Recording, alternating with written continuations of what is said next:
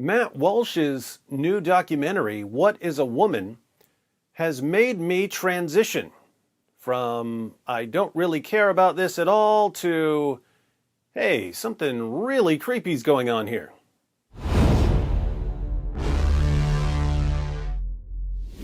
About a month ago, I posted a video discussing a children's book called Johnny the Walrus by Matt Walsh. The main point of the book is that parents shouldn't be pressured into transitioning their kids from one gender to another based on something the children say when they're children. As I pointed out in that video, I don't have terribly strong political views. On most issues, I would classify myself as an I don't care-itarian. I'm not saying the issues aren't important. I'm saying that the rest of you can figure them out, and I'm happy to abide by whatever you come up with on most issues. On certain issues, you could saw my head off. I'm not backing down ever. But on most issues, call me Bennett because I ain't in it. Now, one area I've never paid much attention to is the debate over transgenderism and related topics. But David, why did you make a video about Johnny the Walrus if you're not interested in the topic? Well, in that video, I was talking about companies like Amazon deciding what people are allowed to read. I'm extremely interested in the fact that a small handful of corporations now have massive power globally over what we're allowed to say and what we're allowed to hear and what we're allowed to read. I'm really interested in that. So, anytime some topic I usually don't think about or talk about somehow overlaps with that, monopolies becoming the new global thought police, I'm happy to ante up my 2 cents. So, I shared my thoughts on Johnny the Walrus and Amazon and Disney and the so-called Don't Say Gay bill until I had no further thoughts to share. I said everything I could possibly say. I thought I was done with the topic. But then I got an email from a transgendered Christian woman addressing some of what I said and some things that Matt Walsh has said. The email was very respectful towards me, and it included links to a number of sources. I decided to read the email and the sources and make a video discussing the points that are raised. But the email blasts Matt Walsh and his goals and his methods. So before I made a video going through a bunch of criticisms of Matt Walsh, I figured I should know a bit more about Matt's position because I didn't know much about his claims beyond what I read in Johnny the Walrus. Fortunately, I saw that a documentary titled What is a Woman was coming out. No pun intended. So I decided to watch it and review it in order to understand Matt's position and then to later examine criticisms of his position. So, What is a Woman? The documentary. For the first 44 minutes, roughly half of the film, I wasn't very impressed. Then it transitioned to very interesting.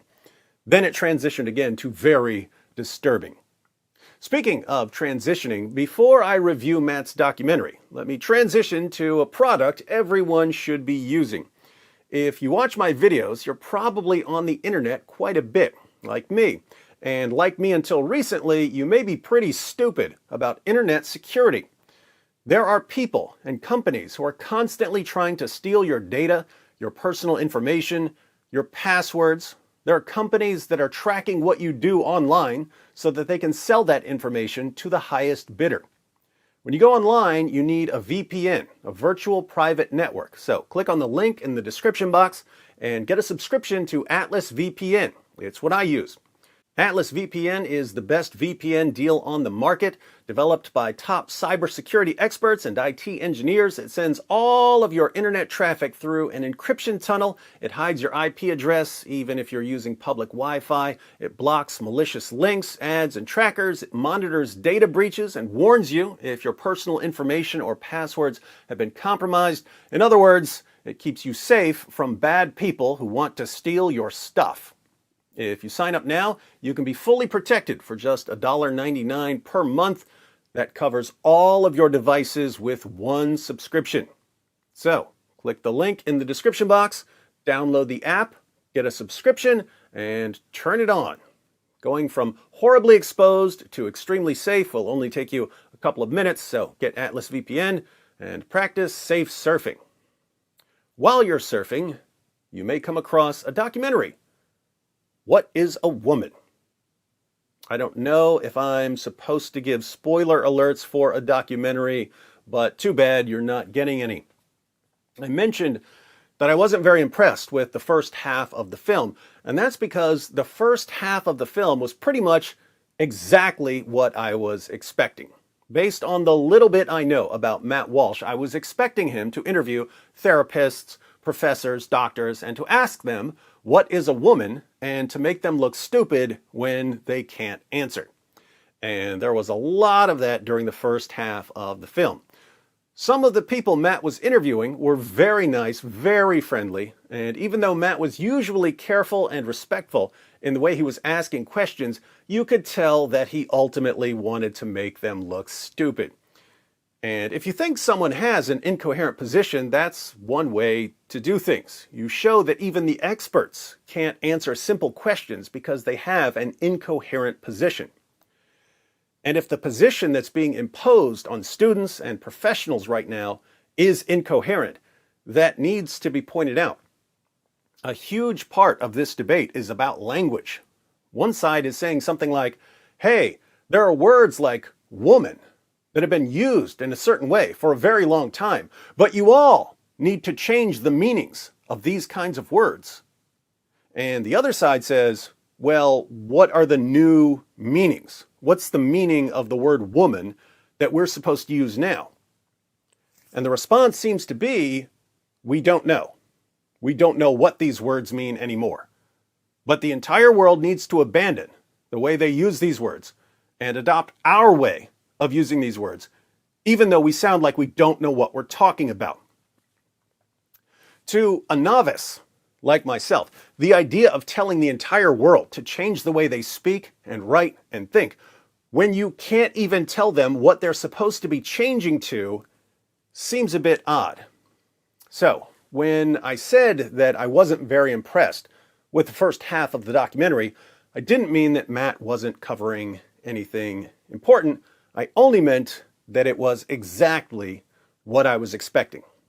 But then, in the second half of the documentary, Matt took some unexpected turns. He visited a tribe in Africa and started asking them the same kinds of questions about gender identity. And they thought the entire discussion was absurd. And you know what?